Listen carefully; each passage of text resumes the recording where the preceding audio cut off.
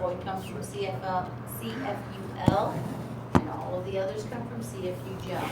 So basically, we look at which of the main cell lines are we going down. The older classification system for acute leukemia based on morphology, FAB. The precursor neoplasms are the same as an acute leukemia. The main reason I really want you to understand this, it's very important because different literatures will use different nomenclatures. So you need to be able to know that if they're talking about a precursor neoplasm or they're saying acute leukemia, they're the same thing. So you're not looking at different disease states.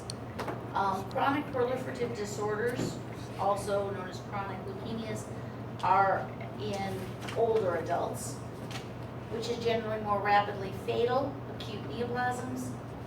For it to be classified as acute, there must be greater than 20% blasts. Leukocytosis is an elevation in white cells. That was pretty straightforward with white. And if you didn't know that this one was going to be on the test, you have not been listening, because I said it at least 3 times. So the stages of granulocyte maturation in order from least to most is a myeloblast, and if you just put blast, I'll take that. A promyelocyte, a myelocyte, a metamyelocyte, a band, and then a seg, or I would take if you put mature, whichever way you want that last one. Let's see, manual count, 9 times 10 to the 3rd per millimeter cubed, or 9,000 per millimeter cubed, I take either answer. Number 27, hopefully these next 3 were pretty simple for you. We've gone over them a couple times. I hope this made sense now. The ANC is 9.3 times 10 to the 3rd per millimeter cubed. It is an absolute neutrophilia only. Number 28, ANC was 7.7, and it was neither absolute nor relative. It does not have neutrophilia, it has lymphophilia, or lymphocytosis. Number 29, the ANC is 2.0. It was a relative neutrophilia only. Okay, we move on to, her name didn't get up there, darn it. This is Amelia Bedelia. She came in, and her white count was high, lymphs were low, segs, because it's on the borderline, I will give you if you called it low or normal. But EOs were definitively elevated, right? I mean, that one's pretty straightforward. What do you think was wrong with her? She had an allergic reaction. Hives and difficulty swallowing. Jack Spratt came in. His hemoglobin is high. MCH and MCHC are definitively not normal. They're high. Everything else was pretty straightforward. I went ahead and put some lab results there in the bottom. Again, I'm trying to make sure that you realize that all of this stuff works together. Okay. So the cholesterol was 315, triglycerides were 621. What do we think the most likely explanation for these weird parameters is? What'd you say? He probably was having a heart attack, but what explains the parameters? So what did you say? High cholesterol. You put what? His diet. His diet? Well, yeah, that would be the ultimate cause. H and H were too high since the blood was clumping up. No. No. Huh? Lipidemia, lipemia. The reason the results were wacky is because of lipemia. I'll probably give you credit for heart attack. I mean, I'm pretty open. Like I said, those are just to get you thinking. Now, in the next few tests, I'm going to be a little pickier about those answers. Okay? But in this one, the key was to recognize that the MCHC is ridiculous. Okay? Any analyzer is going to throw off a flag that says, don't report this. We'll talk about troubleshooting later. This means creation. Neo means new, so newly created cells is what the exact, what the more literal translation of neoplasm would be. So, new formation would be what neoplasm actually means. gonna start with our mature cell or chronic myeloid leukemias.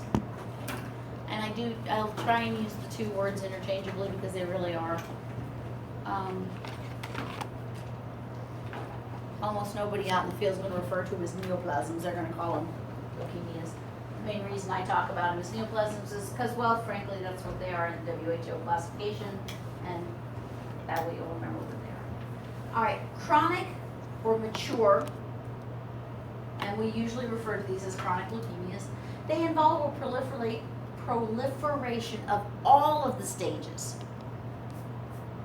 Okay, so we're not going to see just one stage. We're going to see the complete maturation, but we're going to see lots of them. Lots and lots and lots of them.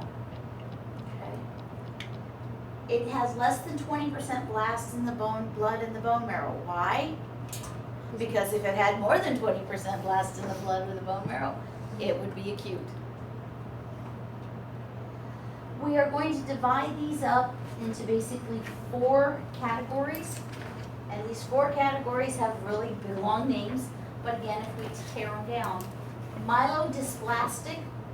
Myelo refers to myeloid cells. Okay. Plastic means formation of. Okay, that's literally what plastic is. And dis is a prefix meaning abnormal. So abnormal formation of our myelocytes. Big long words, break it down into pieces. Okay? Break it down into pieces. So myeloid abnormal formation. Okay?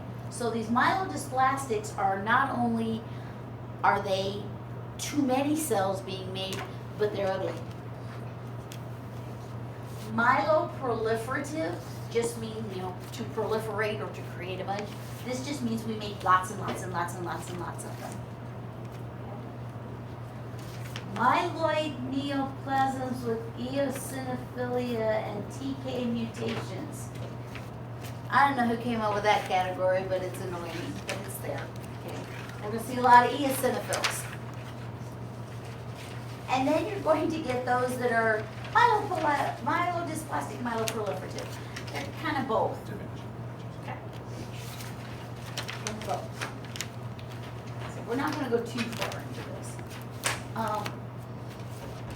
Myelodysplastic syndromes, these chronic hematopoietic stem cell, or HSC neoplasm. This affects primarily those, most of these are in older adults, 40 to 50. And I know that doesn't seem old now, it did when I was your age. But primarily those who are over 50.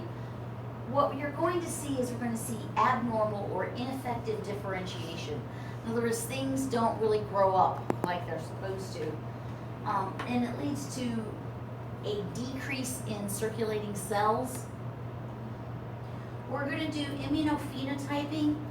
It's going to be relatively non-specific. That means it's not going to have CD markers, and that's just, especially since it's a hematopoietic stem cell, it's not really going to have any markers quite yet. Okay, we're going to look for cytogenetic markers. It's critical for diagnosis, but unfortunately, the test for it, if you find it, it's definitive, yay, you're done. If you don't find it, well, you could still have it, we just didn't find it. It just wasn't enough of a there's not enough of it for us to have located.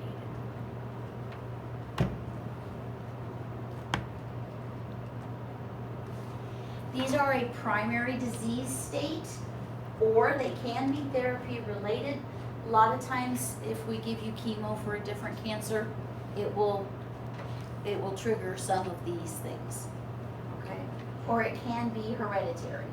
I think I got all my hereditary stuff out of here. I think I went back and fixed that all. You do risk progression to bone marrow failure or to acute myelocytic leukemia, okay? So a lot of these chronic conditions, you'll go along with them for quite a long time, and then something will happen and your body just can't keep up, and so you wind up with an acute neoplasm secondary to your chronic neoplasm. It can remain stable for many years. Again, it switches from MDS to AML when the blast hit greater than 20%, because the definition of AML is when the blasts are greater than 20%. So you're going to see that in here quite a bit. These are the myelodysplastic syndromes. I'm a chart person. I like charts. It makes it all nice and easy for me to remember. Basically what we've, this one right here is just to give you what the abbreviations are. So that when we go to the next chart, I don't have to spell out them big long words. Okay? And really, if you look at them, they make sense. Okay, this is refractory site. They all start with refractory. Why? I don't know, they just do. I didn't need them. All but one. Refractory cytopenia with unilineage dysplasia. In other words, one cell line screwed up. Refractory cytopenia with multilineage dysplasia, how many cell lines do you think are screwed up? Many. More than one, okay? Refractory anemia with ring sideroblasts. We'll talk about those a little bit more. And refractory anemia with excess blasts, just what it sounds like. You've got up to 19% blast, because what happens at 20? It becomes acute leukemia. So they really are descriptive of what you're going to see. A ring sideroblast is actually a nucleated red blood cell. We see these primarily in the bone marrow, but what you see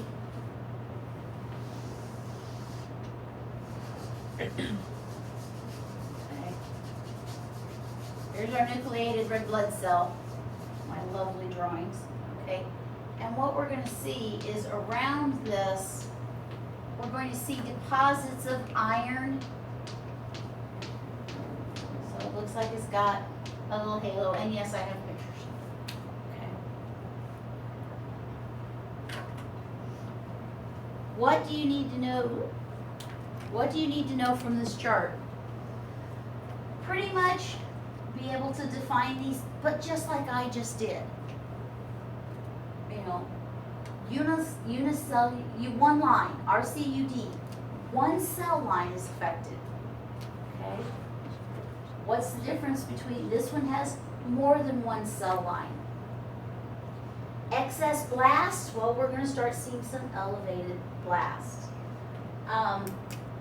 This one here is one of those really weird ones. It's definitively a zebra.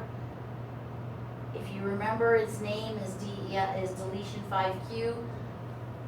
That's about all I'm going to ask of you for that one. If you remember that it's associated with megakaryocytes, that's a step above. Beyond that, I wouldn't spend any more time on it than that. Okay, it's not going to play heavily. This much. Don't spend hours and hours and hours upon this.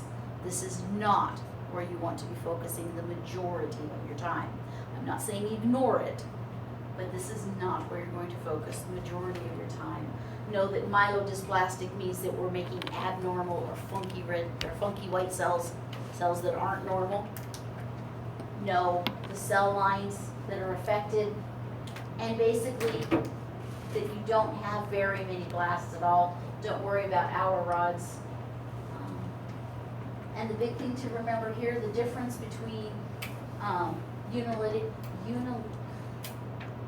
the one where only one cell line is affected, sorry, my brain is not working, and ring sideroblast is how many sideroblasts I see.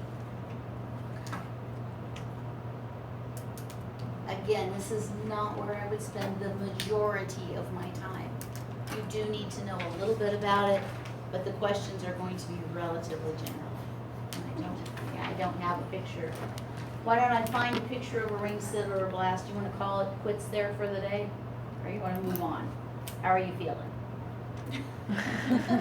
Okay, feeling confused.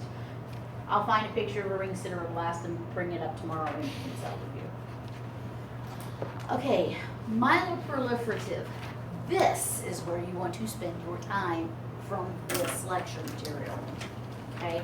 These are fairly common, okay? These are chronic hematopoietic stem cell neoplasms. We have effective differentiation leads to increased cell counts and organomegaly. What? Basically what happens, we make white cells, and in this case mostly it's granulocytes that are affected. We do see some monocytic involvement, there may be platelet involvement, there may be some red cell involvement, especially in some of these. But a lot of what we're looking at is that these cells are maturing normally. It makes them, they mature, they go out, they're functional. The problem is the off switch gets stuck. So when you've got enough, your bone marrow doesn't stop. It keeps cranking them out, okay? We can see white counts in these patients, especially those with CML. We can see white counts in the 300 and 400 range. I mean, lots. There'll be as many white cells as red cells on some of these slides, okay? What happens is you've got all these extra white cells and they've got to go somewhere. So they'll invade the spleen, okay? The spleen's job is to remove old cells or abnormal cells. And the spleen says, what do you got all these for? Here, I'll take them. And it just sort of swells up and it becomes physically palpable. You'll actually be able to feel that it is enlarged. The liver, they'll deposit in the liver and make your liver enlarge as well. Especially CML, you'll see they'll actually infiltrate the gums, where these white cells, you'll basically have pus build up inside your gums because you have so many of these white cells, they gotta go somewhere. This generally does affect older adults. The symptoms, again, this is gonna vary a little bit based on exactly which disease state we're looking at. A lot of times you'll get an anemia. Basically, your white cells are taking up all of the resources from the bone marrow, so you don't have enough resources to make the red cells. So you actually wind up with not enough red cells. Okay? We may see bleeding, either because of abnormal thrombopoiesis, in other words, abnormal platelets being made, or because, again, your white cells are taking up so much of the resources that the platelets aren't being made, so you do wind up with some bleeding problems. Again, splenomegaly. Fatigue, I know they always say, well, fatigue. You know, being tired is a symptom of like 90% of the disease states. So it's really hard to, you know, if you're just tired or you're really sick. Anorexia, what is anorexia? Eating. Not eating. You have no appetite. You lose your appetite. Abdominal discomfort, well, if your liver and your spleen are swelling, you're going to probably be uncomfortable. Unexplained weight loss, when you're not hungry and you're using up a lot of resources. Diagnosis, well, the first thing to do is rule out other causes of elevated counts. The first thing we're going to do, what do you think the first thing we're going to do? You come in, you've got elevated counts. What are we going to do? I heard something. Okay, we drew the blood and we tested it. Now what are we going to do? We're going to do it again. Let's see if that's really right. Okay, the lab screwed up. You know, we always screw up. No, but they're going to do it again because maybe you were just stressed. Remember we talked about how fast can your white count elevate? Minutes, literally minutes. Okay? Maybe you were just really stressed that day. Or maybe you were dehydrated. Because if you think about blood. If I take some of the fluid out of it, the cell concentration is going to go up, isn't it? Okay? Remember that for later. So maybe you were just dehydrated that day. You know, maybe you had a little bit of a cold or an infection of some sort. So we're not going to call it just because you have a single elevated white count. We're going to look for a persistently elevated count. We're going to assess the marrow for hypercellularity and fibrosis. So we're going to go in, we're going to do a bone marrow biopsy, and we're going to look and see. You know, normally your bone marrow should have fat in it. It's supposed to, that's normal. it should have some fat cells, it should have some free space. If it is packed solid with these abnormally proliferating cells, well, then we're gonna be looking for something a little more. We're also gonna do genetic assays, and in the WHO classification, that's the gold standard. Okay. FAB was based pretty much on morphology. What's it look like? What kind of cells do I have? When we're going into the WHO classification, a lot of it is based on genetics. What is the mutation? The dangers of this, we risk progression to myelofibrosis. Myelofibrosis is when your bone marrow gets so crammed with these cancer cells that it can't make normal cells. We also have to worry about it becoming AML, and that is generally referred to as blast crisis. Okay. So if you hear somebody talking about a patient with leukemia who went into blast crisis, technically what happened is they developed acute leukemia because they had chronic leukemia, but it's often referred to as going into blast crisis. Why? Because you're spitting out blasts instead of mature cells. Okay. Increasing fibrosis or impaction or stuffing of the marrow leads to marrow failure and to pancytopenia. The bone marrow wears out from trying to make all these abnormal cells. We've got a couple of major ones. The four here are our biggest ones. CML, by far and by large, is the one we see the most. Before you all get out of here, you will count at least one CML slide. Let's put it this way, you have to successfully count a CML slide.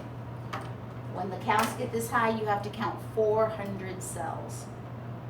Okay, so I just had Christy thought of me. She called me, oh, I got this great slide for you, Diane. It's a lovely CML, very, very pretty. Okay, I know, really bad for the patient, but great for you guys. Polycythemia vera, or PV, is basically hereditary, and this is an increase in all of the cell lines. When we're looking at CML, chronic myelogenous leukemia, we're pretty much just looking at the white cells. When we're looking at polycythemia vera, we actually see an increase in all of the cells. This tends to have huge, massive amounts of cells. This one, it's a more moderate elevation. Okay. Primary myelofibrosis, I'm glad they renamed it, but I still got to teach both names, so it didn't really help me. They used to call it adenogenic myeloid metaplasia, or AMM, or AGMM. So basically what this is where, like I said, the cells become so packed in the bone marrow, and the bone marrow just kind of gives up.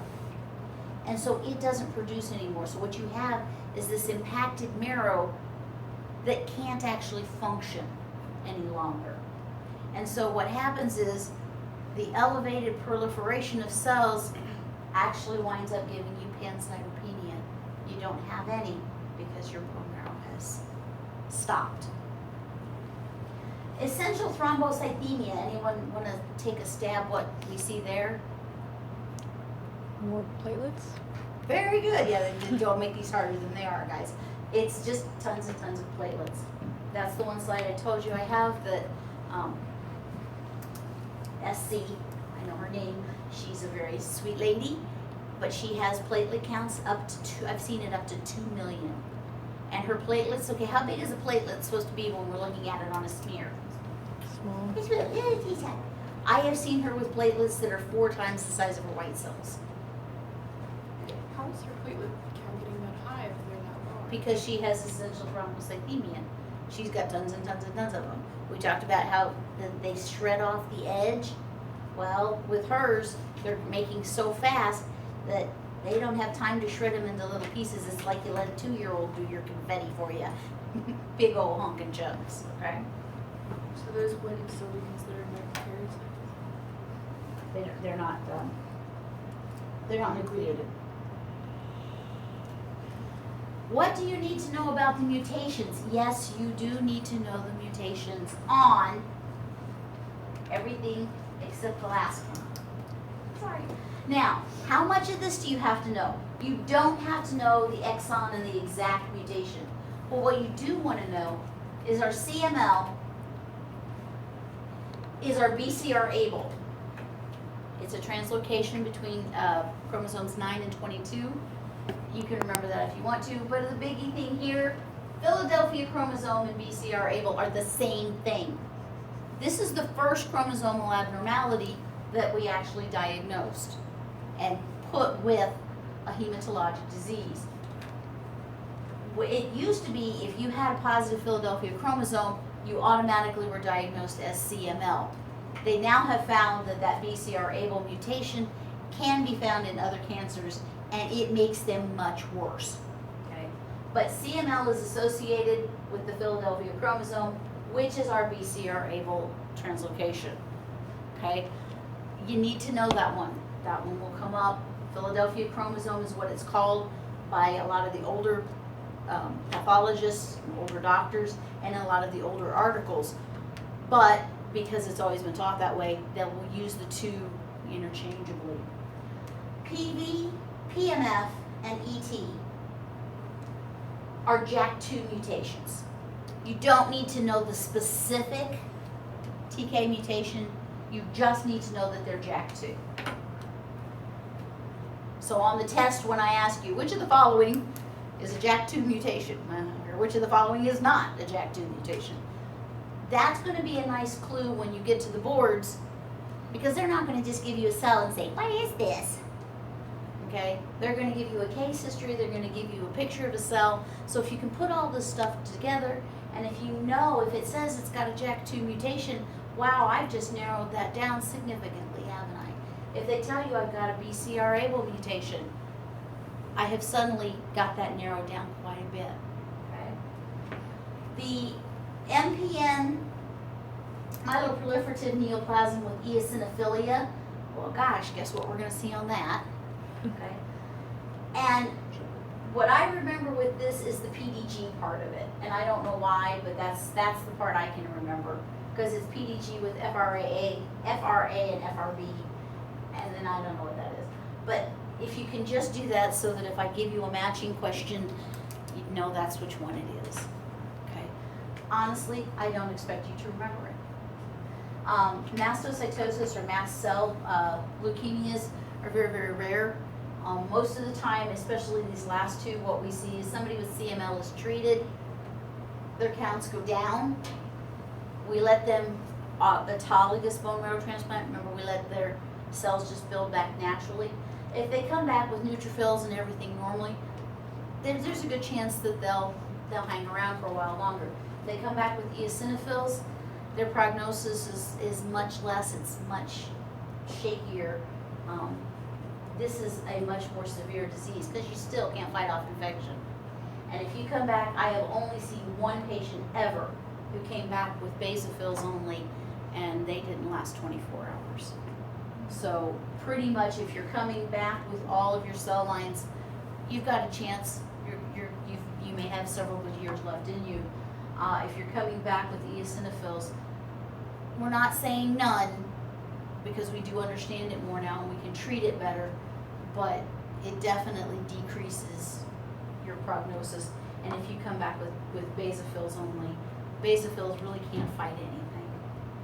Okay. And fact is, they often, excess basophils release histamines and tend to cause more damage than they help.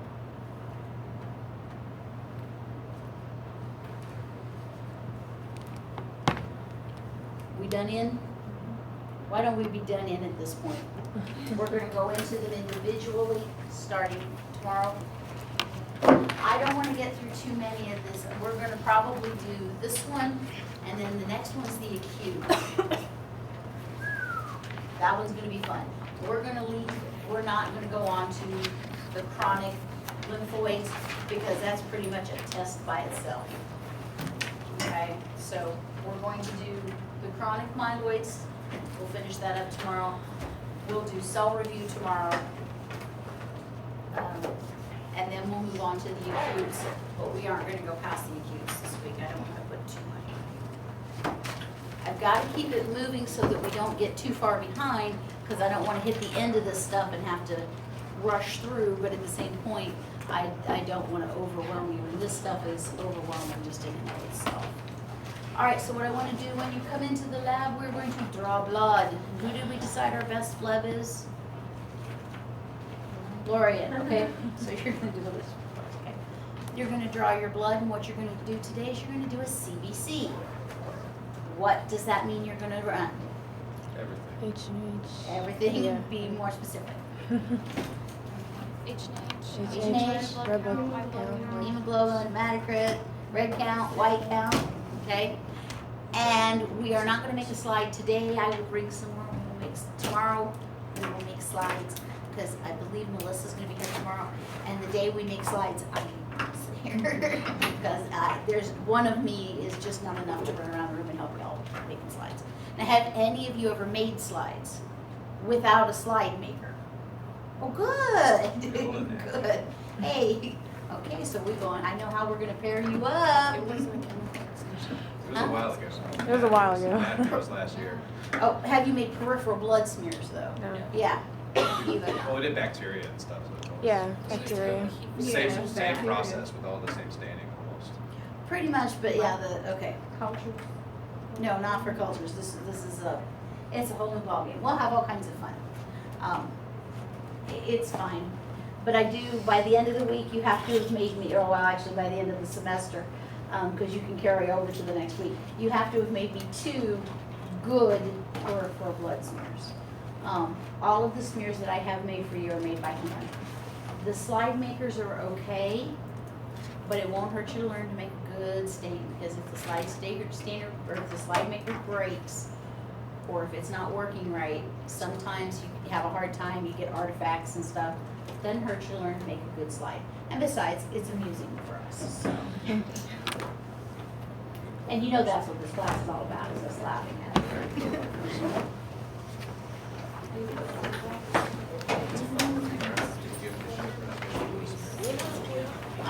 All right, be back in by 22. I'll come in and print off the forms, so if you wanna go ahead and get started. They're gonna put me in WWs, right?